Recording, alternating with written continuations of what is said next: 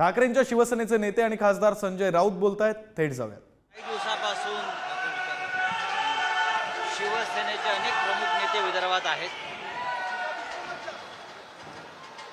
सर्वच जिल्ह्यात पक्षाचे नेते जाऊन आले, आढावा घेतला। विदर्भातल्या सर्वच जागांसंदर्भात आम्ही आढावा घेतला। यावेळेला नागपूर शहरामध्ये शिवसेना विधानसभेची एक जागा लढवणार।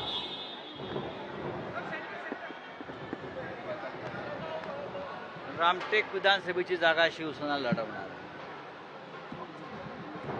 आणि त्या दृष्टीनं शिवसैनिक कार्यकर्ते इतर पदाधिकारी पक्षाचे त्यांच्याशी चर्चा होईल। आमचे शहर प्रमुख नागपूरचे प्रमोद मानमोडे यांनी काही कार्यक्रम ठेवलेले आहेत पक्षाच्या वतीने। रोजगार मेळावा आहे, इतर काही कार्यक्रम आहेत, त्याला उपस्थित राहू। पण निवडणुका जवळ आलेल्या आहेत आणि महाराष्ट्राच्या उपराजधानीमध्ये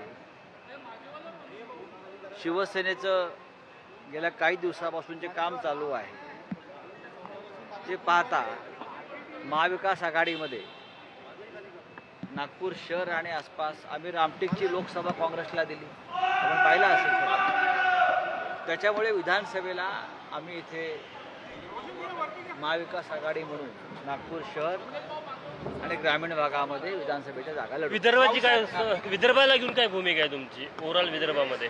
ओव्हरऑल विदर्भामध्ये या वेळेला महाविकास आघाडीला उत्तम यश मिळाले। राष्ट्रवादी काँग्रेसला एक उत्तम जागा मिळाली वर्ध्याची, आम्ही यवतमाळ वाशिमची जागा आमच्याकडे आली, बुलढाणा आम्ही थोड्या मताने जागा गमावली, काँग्रेसला उत्तम यश मिळालं। त्याच्यामुळे महाविकास आघाडीचं यश पाहता विदर्भात महाविकास आघाडी यावेळेला चांगला स्कोर करेल, याच्याविषयी आमच्या मनात शंका नाही। देवेंद्र फडणवीस असं म्हणाले की लाडकी बहीण योजनामध्ये अनेक खोड टाकण्याचा प्रयत्न विरोधकांनी केला। कोणीही टाकत नाही, ते स्वप्नात असतं हल्ली। त्यांना स्वच्छ आणि स्पष्ट दिसत नाही, ऐकू येत नाही। कोणत्याही चांगल्या योजनेमध्ये ज्यांच्यापासून आमच्या महाराष्ट्राच्या जनतेला, महिलांना, बेरोजगारांना फायदा होईल अशी योजना ही कोणाच्या खाजगी मालकीची नसते, ती सरकारची असते। त्याच्यामध्ये खोडा टाकण्याचं पाप आम्ही करणार नाही। ते नरेंद्र मोदी यांनी अनेक वर्ष केलेलं आहे, 10 वर्ष। काँग्रेस सरकारच्या योजना त्यांनी स्वतःच्या नावानं खपवल्या आणि काँग्रेसला शिव्या घातल्या। महाराष्ट्रामध्ये सुद्धा उद्धव ठाकरे मुख्यमंत्री असताना त्यांनी अनेक योजना निर्माण केल्या, पण हे सरकार आल्यावर त्यांनी त्या बंद केल्या, बंद करण्याचा प्रयत्न केला। तर आम्ही अशा प्रकारचं काम करणारी माणसं नाही। तर कर्नाटक के राज्यपाल ने म्हणाले होते की फटाफट पैसे देऊन देवेंद्र फडणवीस म्हणाले आम्ही फटाफट पैसे देऊ। राहुल गांधी म्हणाले फटाफट हो, त्यांच्या नागपूरच्या घरामध्ये टांगसाळ लावली आहे ना। त्यांच्या नागपूरच्या घरामध्ये टांगसाळ लावली आहे, पैसे छापतात खटाखट, सरकारी पैसे आहेत। आमचं सरकार जर आलं असतं तर राहुलजी म्हणतात त्याप्रमाणे खटाखट टकाटक पटापट सगळं झालं असतं आणि लवकरच ती होईल महाराष्ट्रामध्ये। याच्याविषयी कर्नाटक के राज्यपाल ने सीएम के खिलाफ, वहाँ के सिटिंग सीएम के खिलाफ एक भ्रष्टाचार के मामले में जांच के आदेश दे दिए। महाराष्ट्र में सभी भ्रष्टाचारियों को सरकार में लिया है, उनके खिलाफ भी जांच की मांग हम कर रहे थे। कर्नाटक में येडियुरप्पा, जिनके ऊपर सबसे बड़ी जांच चल रही थी, उनको कुछ नहीं हुआ है।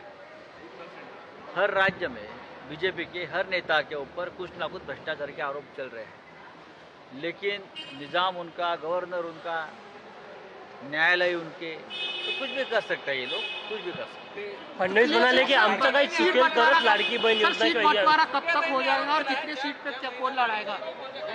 सर सीट बंटवारा कब तक होगा? सीट बंटवारा हो जाएगा ना, कोई तकलीफ नहीं है। कल महाविकास आघाड़ी का मुंबई में एक बहुत बड़ा एक रैली हो गई, आपने देखा होगा, और वहाँ भी 3 ही पार्टी के नेताओं ने कहा है हमारे में सीट बंटवारे के बारे में कोई मतभेद ना है, ना रहेंगे।